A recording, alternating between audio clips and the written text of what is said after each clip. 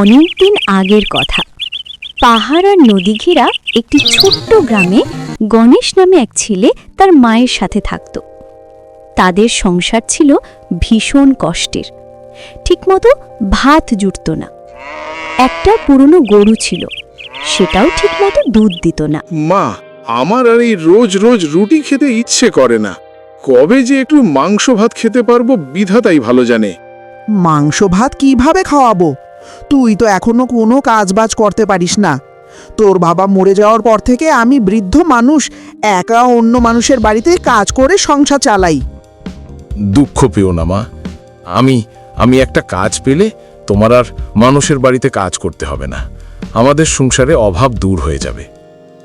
বলি কি বাবা, গরুটা তো দুধ দেয় না ঠিক মতো। তার চেয়ে বরং গরুটা বাজারে বিক্রি করে যে টাকা পাস, ওর থেকে ছোটখাটো একটা ব্যবসা শুরু কর। আমি আর কয়দিন বাঁচবো? তোর একটা কুল দেখে যেতে পারলে মনটা শান্তি পেত। কিন্তু মা, গরুটা তো কেউ কিনতে চায় না। তারপরও দেখি আর একবার বাজারে নিয়ে কি হয়। আচ্ছা বাবা, এখন খাবারটা তাহলে খেয়ে নে। খাবারটা শেষ করে একবার বাজারে গরুটা নিয়ে যা। এরপর গণেশ খাবার শেষ করে উঠানে এসে গরুটা নিয়ে বাজারের দিকে রওনা দিল। গণেশ গরুটা নিয়ে বাজারে আসার পরে বেশ কিছু খরিদ্দার তার গরুটা দেখল, কিন্তু কেউ গরুটা কিনল না। সবাই দামাদামি করে চলে গেল। গণেশ মনের কষ্টে গরুটা নিয়ে বাড়ির দিকে রওনা দিল।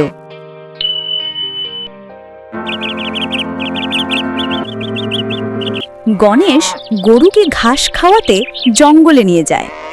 জঙ্গলে গরুকে ঘাস খেতে দিয়ে একটা গাছের কোণে বসে বসে ভাবতে থাকে, কিভাবে সংসারটা চলবে। মা বৃদ্ধ হয়ে গেছে, আমি একটা কাজও পাই না। গণেশকে তার মা রুটি দিয়েছিল। গণেশের খিদা লাগায় সে রুটি খেতে বসল।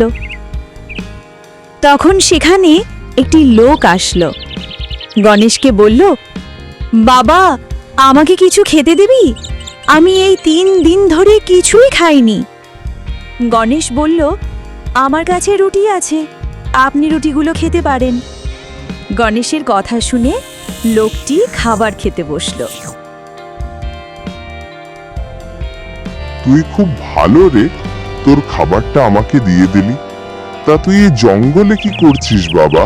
এই জঙ্গলটা তো তেমন ভালো না। এরপর গণেশ তার দুঃখের কাহিনী লোকটির কাছে সব কিছু বলল। সব শুনে লোকটা বলল, তোর মনটা খুব ভালো, তাই আমি তোর কাছে সত্যি পরিচয় দিচ্ছি। শোন, আমি একজন সাধারণ মানুষ নয়, আমি তোর ব্যবহারে অনেক খুশি হলাম, তাই আমি তোকে খুশি হয়ে একটা বর দান করলাম। তোর গরু কাছে তুই যা চাবি, আজ থেকে তুই সেটাই পাবি। এটা বলে লোকটা সেখান থেকে চলে গেল। গণেশ তার গরুকে নিয়ে বাড়ির দিকে রওনা দিল। মা, ও মা, কোথায় তুমি? তাড়াতাড়ি বাইরে বেরিয়ে আসো। গণেশের চিল্লাচিল্লি শুনে বাইরে বেরিয়ে আসলো গণেশের মা। গণেশের কাছে এসে বলল, কি রে, কি হয়েছে? গণেশ বলল, মা, জানো আজকে আমার সাথে কি হয়েছে? তারপর গণেশ তার সমস্ত কথা খুলে বলল। এরপর গণেশ আর গণেশের মা গরুর কাছে কিছু স্বর্ণ চাইল, আর সাথে সাথে গরু তাদের একটি জাদুর হাড়িসও কিছু স্বর্ণ দিয়ে দিল। এটা দেখে তো গণেশ আর গণেশের মা হতভম্ব হয়ে গেল। তারপর তারা জাদুর হাড়িটির কাছে বসল এবং সেটিকে নিয়ে ঘরে গেল।